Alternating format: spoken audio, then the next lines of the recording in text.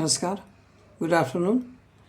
मी Shrikant अनिखिंडी, director गुरु academy. मी आज मुद्दाम हा व्हिडिओ तुमच्यासाठी रेकॉर्ड करतो आहे. त्याच्या मागचा मुख्य उद्देश असा आहे की भाषा कौशल्य जे आहे ते खरोखरच किंवा एखादी लँग्वेज स्किल म्हणून आपल्याला जर शिकायची झाली तर ते खरोखरच आवश्यक आहे का, आणि त्यातही पर्टिक्युलरली हल्ली ज्याचा जास्तीत जास्त वापर केला जातो ती स्पोकन इंग्लिश. यासंबंधी मी हा मुद्दाम व्हिडिओ तयार केलेला आहे. यातले माझे विचार आपण नीट ऐका आणि आपल्याला पटलं तर नक्कीच यासाठी आपण मनापासून प्रयत्न करा. याला मी नेहमी कम्युनिकेटिव्ह इंग्लिश म्हणतो. कम्युनिकेशन हा भाग आपल्या आयुष्यामध्ये संबंध निर्माण करण्यासाठी, वेगवेगळ्या कारणांसाठी, रिलेशनशिप एस्टॅब्लिश करण्यासाठी, रिलेशनशिप मेंटेन करण्यासाठी, रिलेशनशिप इम्प्रूव्ह करण्यासाठी कम्युनिकेशन हे अत्यंत गरजेचं असतं. कम्युनिकेशन, आणि हे जर तुम्ही जास्त कॉन्फिडेंटली करू शकलात तर फ्लुएन्सी त्याच्यामध्ये जर आली, योग्य शब्दाचा वापर आपण केला तर तुमचा इम्पॅक्ट समोरच्या माणसावरती नक्कीच होत जातो, बरोबर. त्यामुळे एखादी भाषा चांगल्या पद्धतीने आपल्याला आली पाहिजे असं जर आपल्याला वाटत असेल तर त्यासाठी विशेष करून आपल्याला प्रयत्न करावे लागतात. कुठल्याही यशासाठी 3 गोष्टींची अत्यंत गरज असते. एक, one is knowledge, second is your attitude, third is your aptitude. Knowledge हा बेस आहे कुठल्याही यशासाठी. जेवढं ज्ञान तुम्हाला प्राप्त करता येईल तेवढं ज्ञान तुम्ही प्राप्त केलं पाहिजे. Knowledge is power. नॉलेजनी तुम्हाला यशप्राप्ती होते. नॉलेजनीच यशप्राप्तीमध्ये तुम्हाला जास्त वेगाने तुमचे गोल अचीव करता येतात. दुसरी बाब आहे ती ॲटिट्यूड.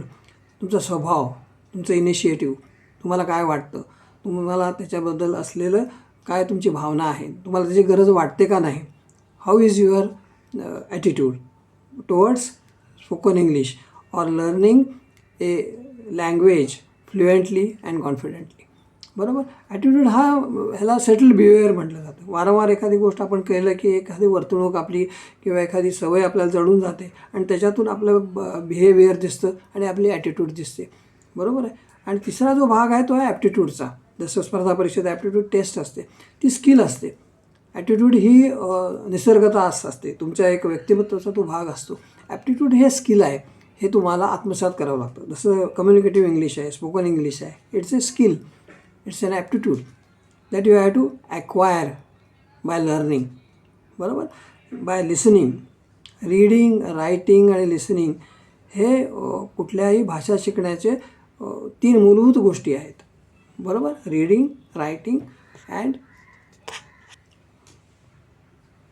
लिसनिंग, बरोबर. ह्यातूनच मग तुम्ही स्पीकिंग करू शकता, बरोबर.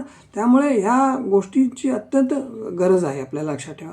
यामध्ये आपल्याला स्पोकन इंग्लिशच्या क्लासमध्ये तुम्हाला ग्रामर मी शिकवत नाही. I don't teach you grammar which you have already learned in the school days, बरोबर. Parts of speech, adjective, adverb वगैरे घेऊन वाक्यरचना तयार करण्याची काहीही गरज नसते, बरोबर. There is a module I have develop myself during my last 15 years of experience. गेल्या 15 वर्षातून मी माझं PVC मॉड्यूल म्हणून मी स्वतः निर्माण केलं की ज्याच्यातून तुम्हाला टिप्स, ट्रिक्स आणि अशा दिल्या जातात की ज्याच्यात तुम्हाला अगदी सोप्या पद्धतीने 2, 3, 4, 5, 6, 7 जेवढे गरजेचे असतील तेवढे शब्द घेऊन तुम्हाला फटाफट वाक्य वेगवेगळ्या प्रसंगानुरूप करता येतात. So that module I will be teaching you in this spoken English, communicative English class.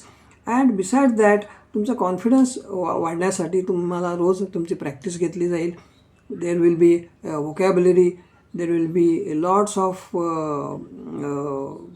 Practice being done in the class. Conversation केलं जाईल, वेगवेगळ्या प्रसंगांवर केलं जाईल. तुमच्या काय चुका होतात त्याच्यासंबंधी तुम्हाला मार्गदर्शन केलं जाईल. मराठीतूनही तुम्हाला आवश्यक असेल तर त्याच्यात स्पष्टीकरण केलं जाईल.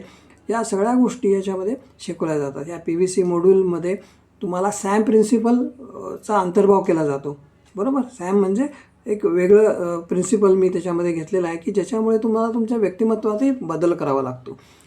कुठली एखादी भाषा शिकली, एखादे स्किल शिकलं, तुमच्या व्यक्तिमत्वातही त्याप्रमाणे तदनुषंगिक तुम्हाला बदल करावा लागतो. You have to mould your personality also, बरोबर. त्यामुळे बोलताना तुमची पर्सनॅलिटी जशी तुम्हाला किंवा बॉडी लँग्वेज तुम्हाला दाखवावी लागते. तुमचा एक इम्पॅक्ट जसं शब्दांनी होतो तसं तुमच्या बॉडी लँग्वेजनी पण होत असतो. त्यामुळे तुमचं व्यक्तिमत्वही त्याच्यामध्ये दिसलं पाहिजे, समोरच्या माणसावरती इम्प्रेस करता आलं पाहिजे, इम्पॅक्ट करता आलं पाहिजे. आपल्याला त्याच्याकडनं जो रिस्पॉन्स पाहिजे आहे तो आपल्याला व्यवस्थितपणे वेळेत जसा आपल्याला पाहिजे तसा मिळवत आला पाहिजे. त्याच्यासाठी confident communication is a essential requirement of today, and English communication is very essential. So you should go for spoken English classes. You learn it, you acquire it, be confident, be smart, and make your career. Okay, so I wish you all the best. Thank you. पुढच्या व्हिडिओमध्ये आपण PVC module काय आहे, त्याच्यामध्ये कुठल्या कुठल्या गोष्टीचा अंतर्भाव असतो, कशा पद्धतीने वाक्य तयार करता येतात, सेंटेन्स म्हणजे काय, कुठल्या पद्धतीने त्याच्यात बदल होऊ शकतो, एका शब्दाचा दुसऱ्या शब्दावरती काय परिणाम होतो, या सगळ्या गोष्टी त्या मॉड्यूलमध्ये शिकवल्या जातील. सॅम प्रिन्सिपल तुम्हाला शिकवलं जाईल. तुमच्या व्यक्तिमत्वाशी निगडीत अशा अनेक गोष्टी त्याच्यामध्ये शिकवल्या जातील. So till then, good bye. Thank you.